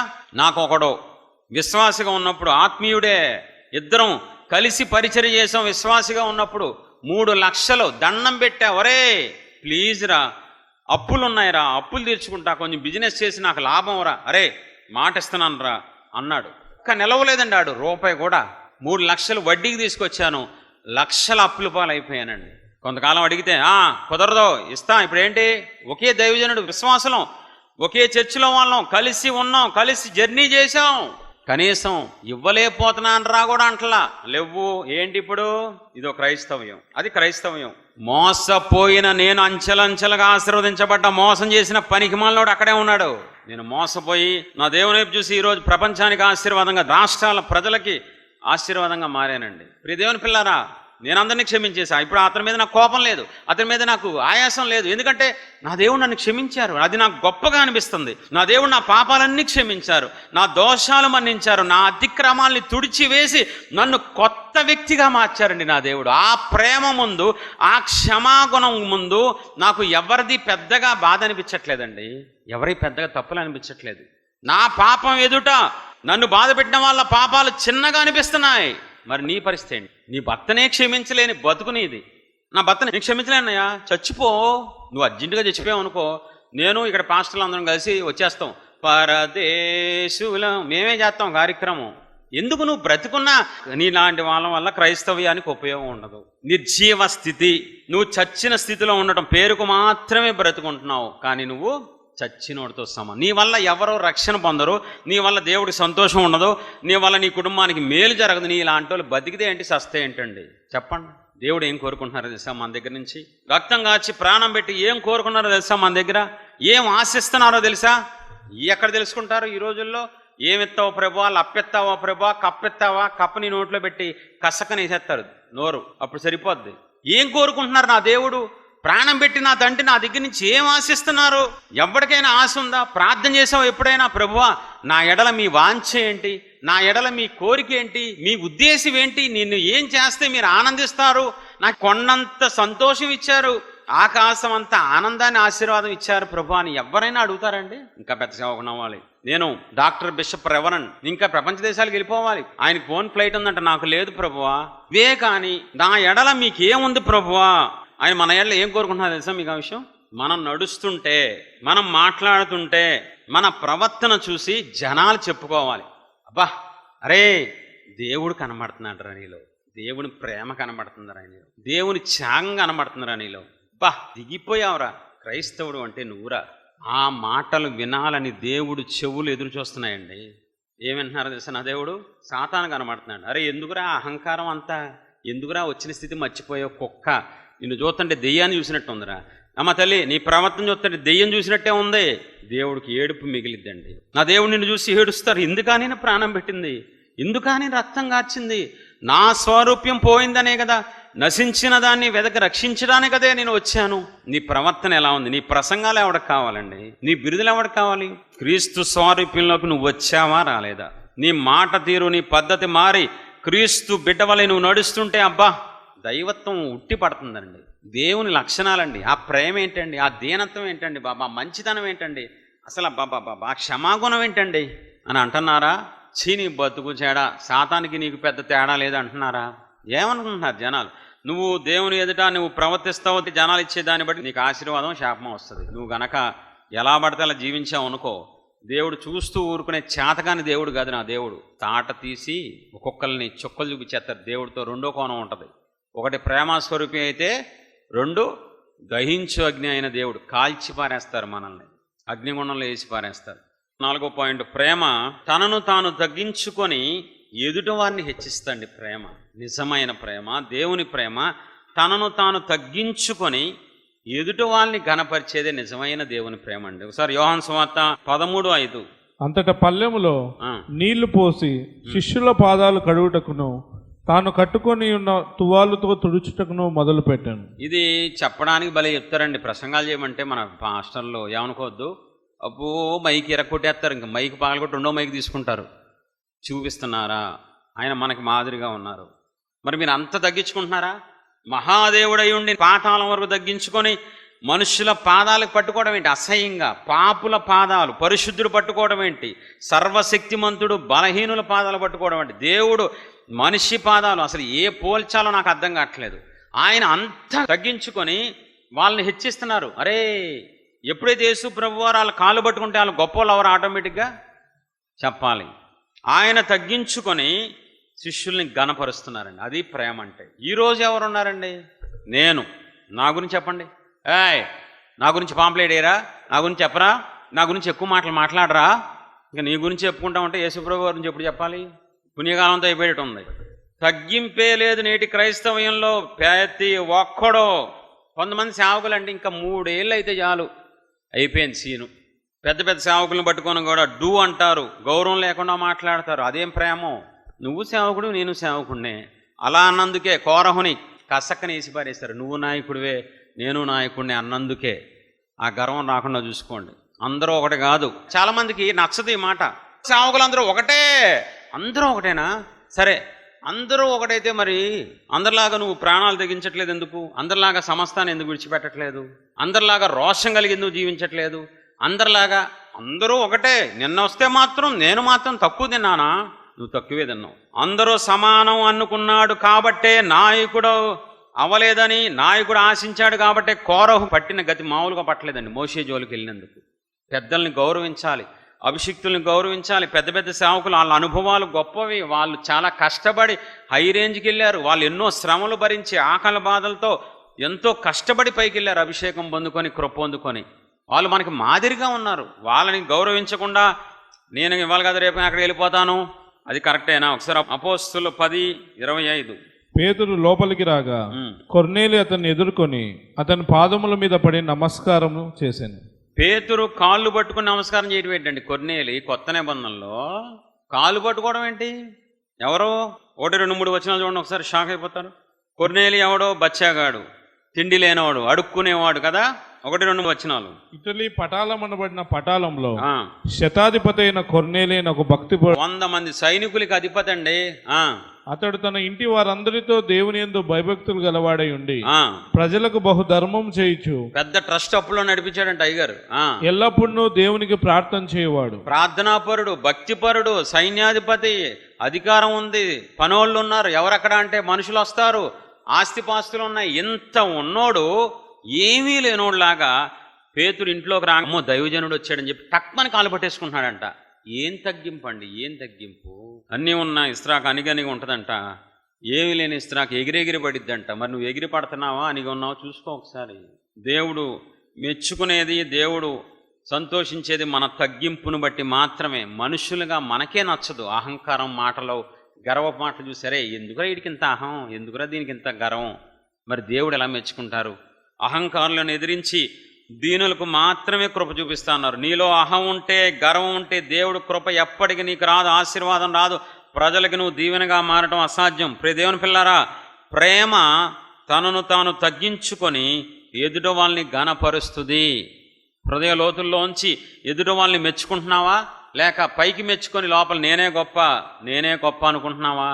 ఎలా ఉంది నీ వ్యక్తిత్వం? కళ్ళు మూసుకొని, సహనం నాలో లేదు కాబట్టి నా కుటుంబం ఇంకా రక్షించబడలేదు ప్రభువా, నా భర్త మారకపోవడానికి, నా పిల్లలు మారకపోవడానికి నేనే కారణం అయ్యా, నా పాపమే కారణం ప్రభువా, అయ్యో నన్ను క్షమించండి ప్రభువా, అయ్యా నాలో సహనం లేదు ప్రభువా, నేను ఓడిపోయాను ప్రభువా, నాలో భరించే మనసు లేదయ్యా, ఒక్క మాట ఎవరైనా అంటే నాకు కోపం వచ్చేస్తాయా, నా వైపు ఎవరన్నా చూస్తే నాకు రోషం కోపం వచ్చేస్తా, నువ్వెవడరా నన్ను చూడటానికి, దైవజనుడు గద్దించినా నేను తీసుకోలేను ప్రభువా, తల్లిదండ్రులు నా మీద ప్రేమతో తిట్టినా నువ్వు అంటావా నన్ను పగ తీర్చుకునే మనసు అయ్యా, అయ్యో నన్ను క్షమించండి ప్రభువా, అయ్యో నా కుటుంబం ఇంకా రక్షించబడకపోవడానికి ఈరోజు నాకు అర్థమైంది అయ్యా, ఈరోజు నాకు క్లారిటీ వచ్చింది ప్రభువా, ఎందుకు నేను అనేక మందిని రక్షించలేకపోతున్నాను, ఎందుకు నా పరిచర్య అభివృద్ధి చెందట్లేదు, ఎందుకు విశ్వాసులు ఫలవంతంగా లేరో ఈరోజు నాకు క్లారిటీ ఇచ్చారు ప్రభువా.